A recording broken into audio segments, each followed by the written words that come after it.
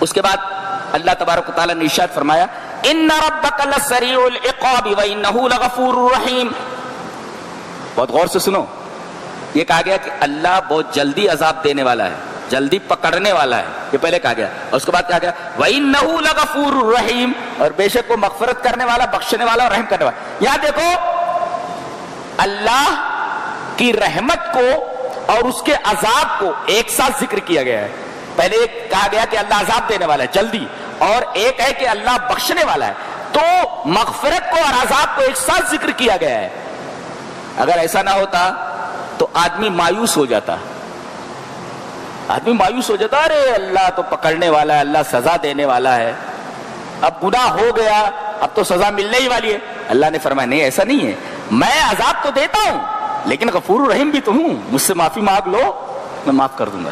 اللہ اکبر، تاکہ آدمی مایوس نہ ہو جائے. انک لسریع ان ربک لسریع العقاب کے بعد وانہ لغفور الرحیم کہنے کا یہ مطلب ہے تاکہ بندہ سریع العقاب جو اللہ کی صفت ہے اس کو سن کر کے کہیں مایوس نہ ہو جائے. لہذا ترغیب کے بعد ترغیب دی گئی وانہ لغفور الرحیم. اللہ اکبر.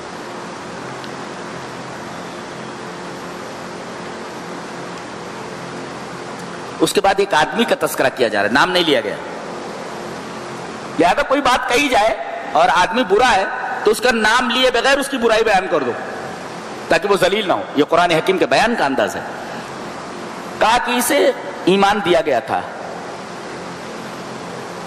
ہم نے اپنی آیتیں دی تھیں، لیکن وہ ان آیتوں سے ایسے نکل گیا جیسے سانپ اپنی کینچلی سے نکل جاتا ہے.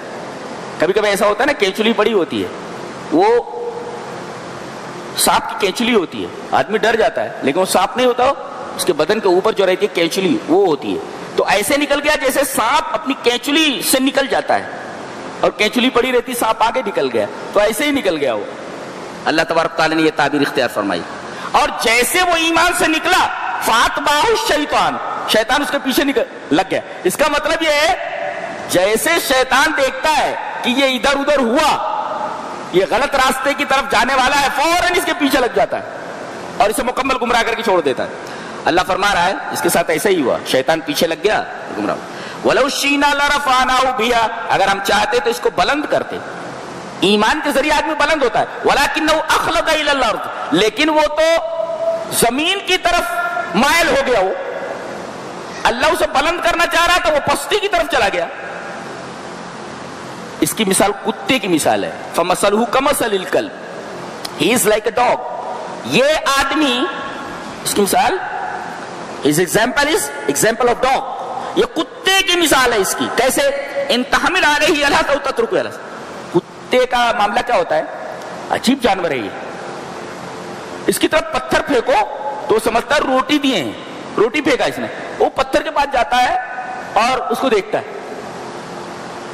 تو اگر پتھر پھینکو مارنے کے لیے تب بھی روٹی سمجھ کر کے اس کو اٹھانے کی کوشش کرتا ہے، اور اگر نہ دو تب بھی اسے کھڑا رہتا ہے وہ. اور دونوں صورتوں میں اس کی زبان لٹکی رہتی ہے، وہ ہانپتا رہتا ہے. وہ دنیا کا واحد جانور ہے کہ بھوکا رہے تب بھی ہانپتا ہے، اور پیٹ بھرا ہوا ہو تب بھی ہانپتا رہتا ہے. یہ واحد جانور ہے. وہ کتے کی مثال دے کر کے یہ بیان کیا گیا کہ آدمی جب ایمان کی رسی توڑا کر کے بھاگتا ہے اور شیطان اس کے پیچھے لگ جاتا ہے تو پھر آدمی کی تگ و دو کا سارا محور صرف اور صرف پیٹ اور شرمگاہ ہوتی ہے. بس جیسے کتا کہ اس کی زندگی اور اس کی تگ و دو کا پورا محور اس کا پیٹ اور اس کی شرمگاہ ہوتی ہے، بس اس کے علاوہ کچھ نہیں. آج دیکھو کتنے لوگ کتے کی مثال ہیں.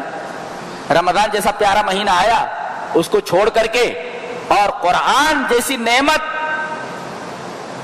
اللہ نے عطا کی ہے اس کو چھوڑ کر کے رات بھر کھانے پینے میں لگے ہوئے. اور مردوں کے ساتھ عورتیں بھی، اللہ اکبر، یہ بھی ان کے ساتھ لگی ہوئی ہیں.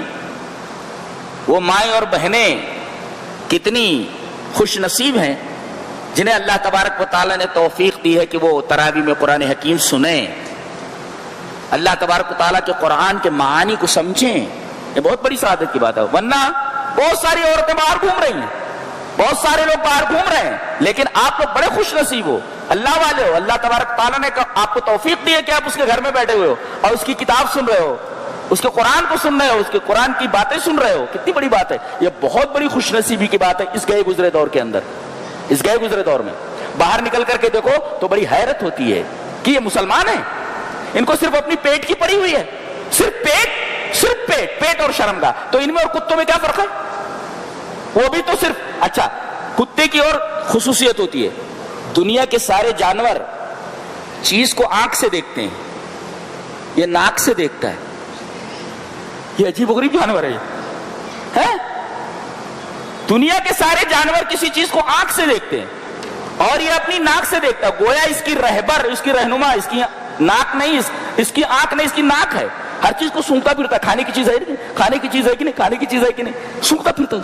یہ وائٹ جانور ہے, یہ آنکھ سے نہیں بلکہ ناک سے دیکھتا ہے, سونگتا پھرتا ہے, ہر چیز کو سونگتا ہے. کھانے کی چیز ہے کہ نہیں, کھانے کی چیز. بڑی زبردست مثال دی گئی ہے. اللہ اکبر, بڑی زبردست مثال ہے.